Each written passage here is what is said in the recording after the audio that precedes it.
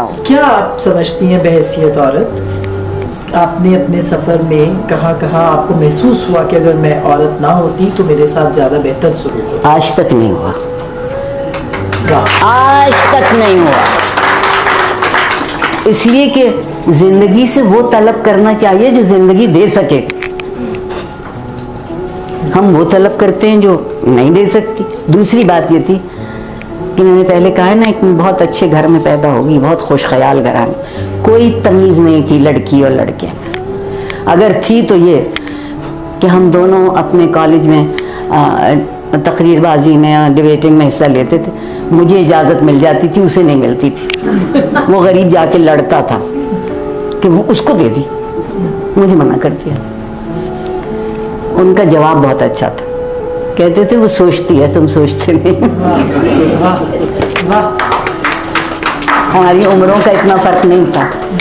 दूसरी बात यह है कि खुद औरतों को ये जो एहसास दिलाया गया है, जबरदस्ती दिलाया गया है कि तुम कमतर हो, पस्तर हो।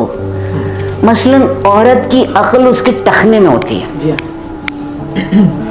और वो पसली से पैदा होती है। दोनों बातों का जवाब देती हूँ। मैंने उनसे पूछा, हजरत जिसे औरत की अक्ल टखने में नजर आ रही है, उसकी अपनी अक्ल कहाँ होती है? उसकी अपनी अक्ल कहाँ होती है?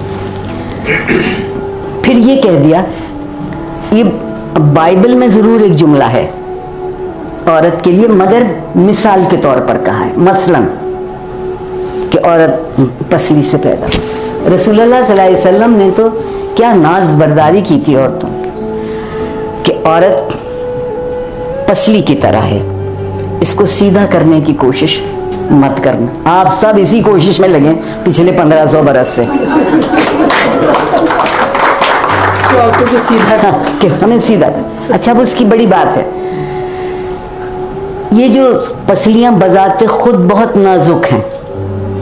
सबसे कमजोर हड्डी जो मेरे जिस्म में है वो मेरी पसली की है, मगर मेरी जो सबसे कीमती तरीन चीजें हैं वो इन पसलियों के दरमियान है, वो इनकी हिफाजत करती है।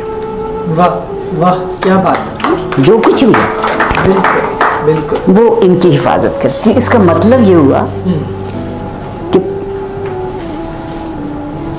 कमजोर जानने के लिए वजन करना जरूरी नहीं होता। मैं नहीं समझती कि मैदान जंग में सिपाही का कद, उसका वजन और ये सब कुछ लड़ने जाता है। उसका हौसला, उसकी दिलेरी, बेशक उसका ये एहसास कि ये मैं अपनी चीज को बचाने के लिए, महफूज करने के लिए कर रहा हूं, वो उसका जरिया बनती। और मुझे तो बहुत इस बात पर लुत्फ आता है, मुझसे जो बाहर की फेमिनिज्म से मुतासर लोग हैं, अगर वो खफा हों तो मैं माफ़ी मांगे लेती हूँ। बहुत अच्छा किया कि मैं मर्दों जैसी नहीं हूँ, मर्द मेरे जैसे नहीं है। बहुत इसलिए कि मुतज़ाद के साथ ज़िंदगी गुजार के जो लुत्फ आता है, वो साए की तरह एक जैसे के साथ गुजार के कैसे मज़ा आएगा। बेशक बिल्कुल। जो मेरे जैसा नहीं सोच रहा ना, गुफ्तगू तो उसी से होगी। अगर जो वो कहें वही मैं कहूँ जी मुन्ने के अब्बा, तो मुन्ने के अब्बा के कहने की तौसीक करने के लिए मैं पैदा नहीं की गई थी। जी, मुन्ने के अब्बा रिटायर हो गए।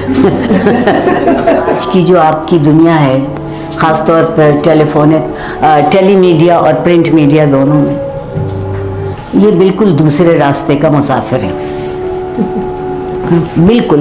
और मुझे इनकी तारीफ करके कुछ मिलेगा नहीं, इसलिए आप यकीन कर लीजिए।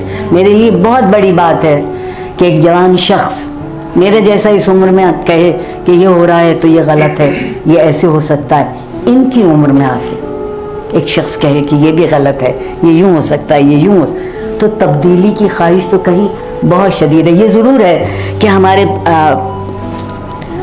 आइंदा से पैवस्ता जो वज़ीर आज़म हैं, उन्होंने तब्दीली के मानी बदल दिए। हम सब बदल सकते हैं। मेरा यहाँ किसी आप में से जब लोगों के मैं चेहरे देख रही थी तो खफा हुए होंगे मुझसे, लेकिन मेरे खिलाफ नहीं था, वो मान रहे थे उस बात को। आप देखिए क्या इतवार बाजार लगता है दानिश्वरों का रोजाना टीवी पे। 6 लोग बैक वक्त बोलते हैं और 7वां उन सबसे ज्यादा ऊंचा चीख रहा होता है, क्योंकि वो एंकर होता है। दुरुस्त बात।